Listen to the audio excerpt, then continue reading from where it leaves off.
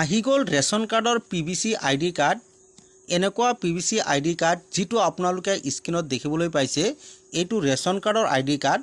যদি আপোনাৰ ration card আছে তেনেহলে এনেকুৱা PVC ID কাৰ্ড বনাই ল'ব পাৰিব আৰু যিকোনো কামত ইউজ কৰিব পাৰিব। যিবিলাক কামত ৰেচন কাৰ্ডৰ প্ৰয়োজন হয়, ৰেচন কাৰ্ড দিব লাগে, সেইবিলাক কামত এই ID কাৰ্ড ইউজ কৰিব পাৰিব।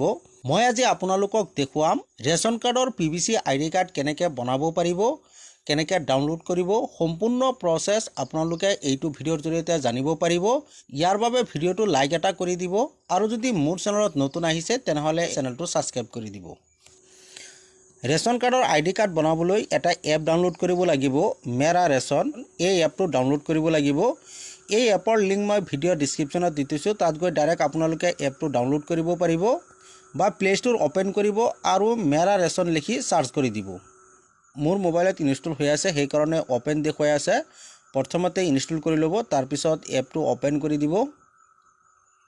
এনেকৈ আপোনাৰ সন্মুখত এপটো অপেন হৈ যাব। লগইন হোৱাৰ বাবে ইয়াত চাওক দুটা অপশ্যন দিয়া হৈ আছে, এটা হ'ল বেনিফিচিয়াৰী ইউজাৰ আৰু এটা হ'ল ডিপাৰ্টমেণ্ট ইউজাৰ। ইয়াৰ পৰা বেনিফিচিয়াৰীটো সিলেক্ট হৈ আছে, এনেকৈ ৰাখি দিব।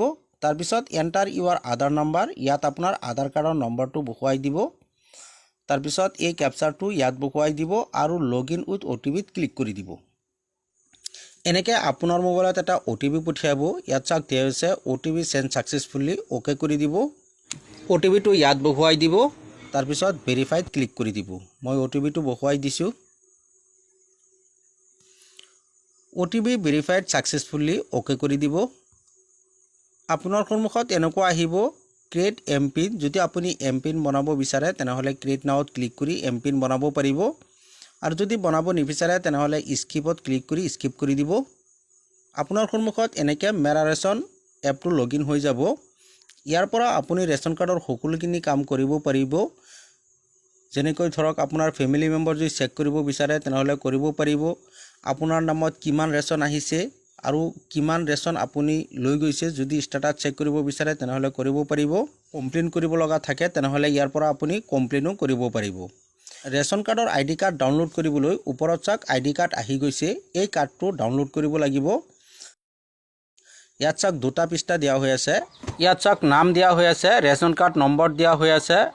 বেক পৃষ্ঠাত চাওক ৰেচন কাৰ্ডত কেইজন ফেমিলি মেম্বাৰ আছে, ফেমিলি মেম্বাৰৰ নাম ইয়াত দিয়া হৈ আছে। যদি আপুনি এই কাৰ্ডটো ডাউনলোড কৰিব বিচাৰে তেনেহলে ইয়াত চাওক ডাউনলোডৰ আইকন দিয়া হৈ আছে।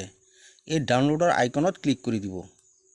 যেতিয়া ডাউনলোড আইকনত ক্লিক কৰি দিব আপোনাৰ সন্মুখত এনেকৈ PDF-ত এইটো আপুনি ডাউনলোড কৰি সেভ কৰি থব। কোনো কম্পিউটাৰ দোকানত গৈ PVC কাৰ্ডত প্ৰিন্ট কৰি ল'ব, তেতিয়া এনেকুৱা ID কাৰ্ড হৈ যাব আৰু এই কাৰ্ডটো আপুনি যিকোনো কামত ইউজ কৰিব পাৰিব।